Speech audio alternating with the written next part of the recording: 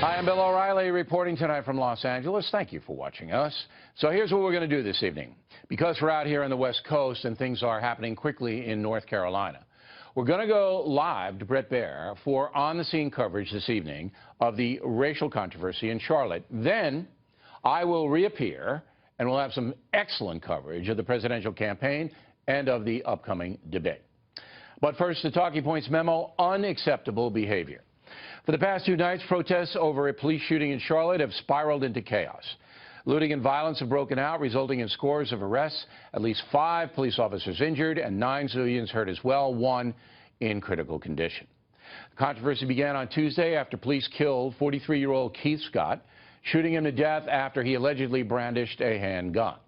The police chief of Charlotte, Kerr Putney, has been adamant that Mr. Scott, who had previous run-ins with the law, was armed.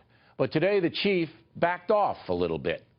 I was very clear when I talked about this before, is the video does not give me absolute, definitive, visual evidence that would confirm that a person is pointing a gun. I did not see that in the videos that I've reviewed. But Chief Putney still insists Mr. Scott did have a gun. Reaction from the black community came quickly.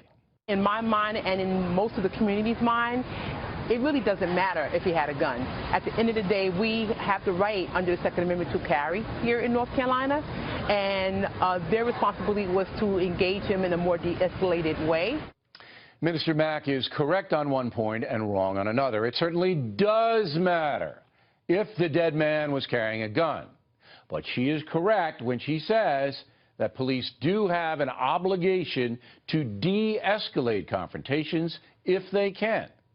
But what every responsible American should agree with is you cannot break the law by looting, setting things on fire, harming people under any circumstances.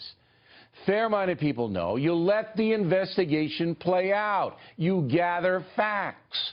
In the Ferguson case, for example, once the facts were known, the myth that Michael Brown had his hands up and was not causing trouble was dispelled. Now, I am fully aware that some African Americans don't trust the police or the investigative process in general, and some have good reasons not to trust. But that does not give you license to go on a rampage. Just today in Tulsa, Oklahoma, the police officer who shot an unarmed black man last week was charged with murder herself. She will now stand trial. That is our system. If you reject the system and begin to commit crimes in the name of protest, you should be punished. Not to mention that it hurts your own cause, because mob violence will always override any kind of singular injustice. Both presidential candidates reacted not only to Charlotte, but also to the killing in Oklahoma.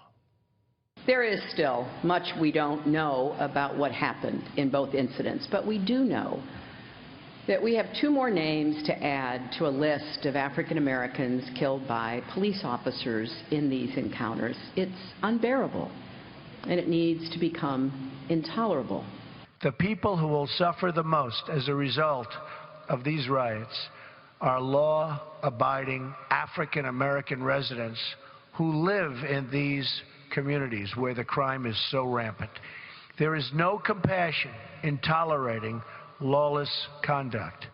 Quite a contrast between Secretary Clinton and Mr. Trump.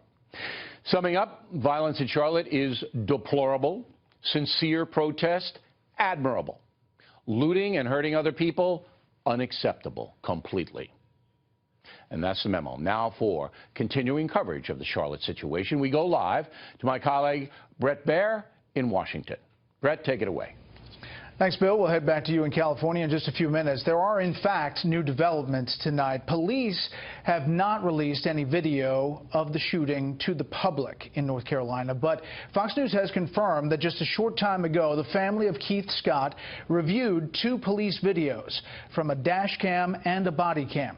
The family just moments ago released a statement saying that while police did give Mr. Scott several commands, he did not aggressively approach them or raise his hands at police at any time. Again, from the family statement. They say it's impossible to tell what he was holding in his hands, if anything.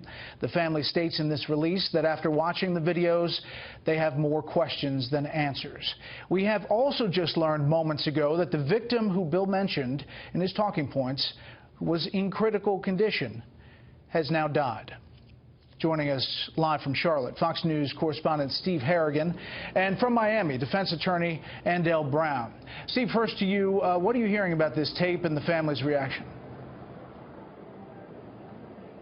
Brett, from the family's reaction through their attorneys, they're saying they can't really comment one way or the other on what this video reveals. It's inconclusive in their view. That's from the attorneys, and we can give you a sense of the mood here right now. This is the spot where that protester was shot to death last night, not clear by whom. A crowd of about 300 people gathered, and it seems to be growing steadily. As you can see, the street's still open for business here. Major protests haven't started.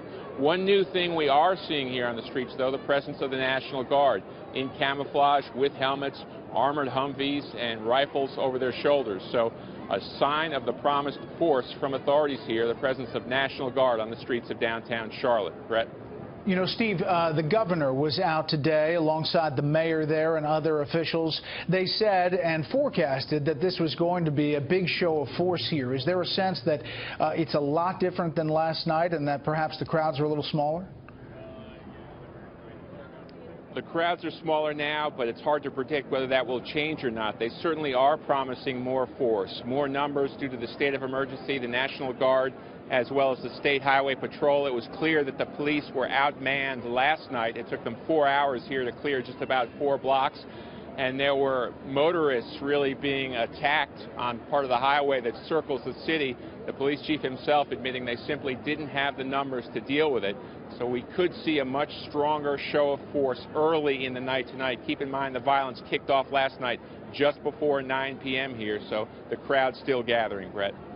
Okay, Steve, stand by if you will. Andell, I want to go to you and your reaction to what's happening in North Carolina. It seems like North Carolina is a different story than in Tulsa, where this police officer has now been charged with felony manslaughter.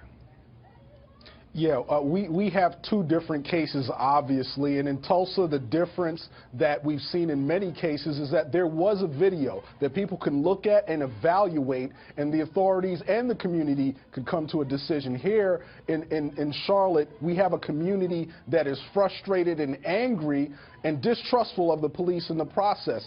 However, it is never a solution to riot, to act violently and to attack people. But it is, however, a symptom of when people think that the process is not there to protect and serve them, but the system is only protecting and serving itself. That's part of what we have. Earlier tonight, we're looking at video from some of these riots and protests over the past couple of days. Earlier tonight, Donald Trump was talking about this, and he said to our colleague Lou Dobbs that he extends his hand to every mayor who wants to make a city safer. To do this, you have to work with the police, not against the police. And he suggests that those peddling narratives of cops as racist force, is a narrative that is supported by his opponent, Hillary Clinton. Obviously, the Clinton campaign pushes back hard against that. But your thoughts about this and this, what Trump calls a narrative, that all police forces are somehow after black men and women on the streets? I don't know where Trump is getting that narrative from. I certainly and many other like-minded individuals have not put forth that narrative. Police are individuals, they're human beings, some are good, some are bad. However, when we don't have transparency and accountability, the community can't tell the difference. When you have African Americans who are going through the criminal justice system at a rate higher than other people, they're encountering police officers more than other people, obviously they're going to be more concerned in that community. Many people feel as if African Americans don't get the same consideration and the value to their life and their safety that other people get. It's not that all officers are bad, it's that some are bad, and when we don't have transparency and accountability, we can't tell the difference. We've seen cases where the police reports have said one thing, like Walter Scott or Laquan McDonald, but the camera has shown us another thing. We need more transparency, and that's what the community is looking for, and that's what they deserve. And of course, we've seen cases the other way as well.